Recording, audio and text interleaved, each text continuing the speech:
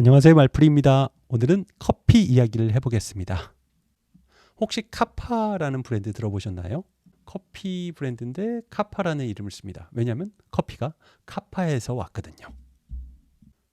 카파는 지명이기도 합니다. 아프리카의 에티오피아라는 지역에 여기 요 지도를 크게 확대하면 이렇게 됩니다.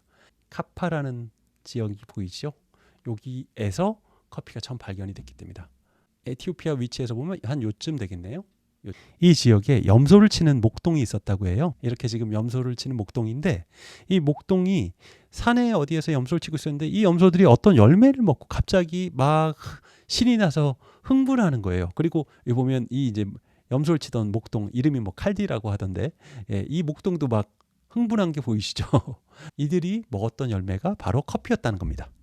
요게 이제 언제냐면 800년대 한 시기였다라고 생각을 하고 있습니다. 다시 에티오피아로 돌아와서, 에티오피아 아까 카파라는 지역이 여기잖아요. 여기 지역이었고, 그 당시 바로 여기 바다만 건너면 사우디아라비아입니다. 여기는 예멘이고요. 여하튼 아랍 쪽 지역이랑 굉장히 가까워서 금방 건널 수 있는 바다죠. 이 당시 아랍 세계에서는 이슬람이 강력하게 뻗어나가고 있었습니다. 아프리카로도 전파되고 아시아로도 전파되고 이랬던 시기죠. 이때 그 당시 아랍 사람들한테 퍼졌던 이슬람이 얼마나 많이 전 세계로 퍼져나갔었는지를 보여주는 지도입니다. 800년대 그 에티오피아는 뭐 이쪽 어디쯤 되지요? 그러면 커피와 아랍과는 어떤 상관이 있을까요? 이슬람의 종교적인 절기와 관련이 있습니다. 이슬람에서 제일 큰 절기는 라마단이라고 하죠. 아시죠? 이때는 이제 낮에 일하는 동안 아무것도 못 먹어요. 술도 당연히 못 먹고요. 이때 라마단 때는 규칙이 뭐냐면 낮에 일하더라도 낮에 아무것도 못 먹어요. 물도 못 마시게 해요.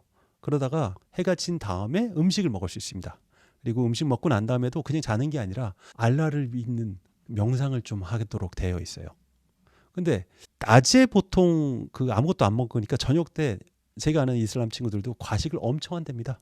과식을 하고 나면 졸린데 이런 거 이렇게 명상하기가 쉽겠습니까? 근데 특히 이때 어떤 종교까지 있냐면 그 종파 중에는 수피즘이라고 있습니다. 그 신비주의적인 경향을 띤 그 이슬람의 한 파로서 정말 청빈한 생활을 하다가 신과 뭔가 이렇게 신접한다고 하나요? 막 그런 체험까지도 하게 한다는 뭐 그런 교파예요. 그러다 보니까 이 사람들은 약간 선험적인 체험 그걸 중시를 해서 깨어 있어야 되는 거예요. 아예 잠이 들어 있으면 안 되는 거예요. 그러다 보니까 뭐가 필요하겠습니까? 바로 커피가 필요한 거죠. 졸리지 않게 커피를 서로 나눠 마시면서 깨어서 알라신을 기억하고 명상하고 숭배하게 되는 거죠. 근데 이 커피는 어떻게 사람을 그렇게 깨어 있게 할까요? 그 안에 커피 안에 카페인이라는 물질이 있어서 그런 거죠. 카페인 여기 화학식 가져왔는데 뭐 이건 저는 뭐 이렇게 자세한 건 모르겠고 어쨌든 이게 카페인이라고 하네요. 그 카페인이라는 말도 커피에서 나온 겁니다. 커피의 핵심 물질 갖다가 인자를 붙입니다. 라틴어로. 그래서 뭐뭐인 하면 뭐뭐시 들어가 있는 물질이라고 하는 건데, 그래서 커피가 카페이고 카페인이 되는 거고 다른 많은 화학 물질들은 다 인자로 끝납니다. 한 번씩 볼까요? 멜라닌, 코카인, 마약, 헤로인도 그렇고요. 구시딘, 옥시토신, 세로토닌, 바세린, 뭐 상품명이기도 하지만 그것도 다 일부러 인자를 붙여서 메틸린, 이건 이제 ENE로 끝났는데 메테인, 히스티딘, 이런 것들이 다 인자 붙은 게 이제 물질이라는 라틴어를 가지고 있습니다. 이렇게 커피는 이슬람 사람들에게 있어서 종교와 생활 습관상의 아주 필수 불가결한 음료가 돼버리고요. 그리고 나중에는 이제 오스만 제국이 이 이슬람 세력권을 모두 통일하면서 커피가 더 멀리 이제 퍼지게 됩니다. 물론 이전에 1200년대쯤 되면 십자군 전쟁은 또 어느 정도 정리가 되고 그래서 이슬람 사람들이 마시던 커피도 유럽 쪽에 전파가 되기도 합니다. 이 당시 이제 기독교 중세 시대잖아요. 암흑기에 종교가 막 지배하던 시기니까 이슬람에서 온 물건은 다 나쁘다라고 봤습니다. 그래서 그 커피를 마시는 사람은 이 악마의 검은 물이다 해서 그 화형까지도 당하는 그런 일도 있었습니다. 웃기죠? 커피 한 잔 때문에 마녀로 몰려서 이렇게 죽기까지 했다라는 게. 근데 사실 마셔보면 이게 악마의 물이 아니잖아요. 그리고 마시면 맛도 있고 좋고 각성 효과도 있고, 이거를 교황도 알았던 겁니다. 커피를 금지한 교황 클레멘트 8세도 사실은 이 커피가 맛있다는 걸 알았었습니다. 몰래 자신도 마셔보고 나서는 이거 좋은데?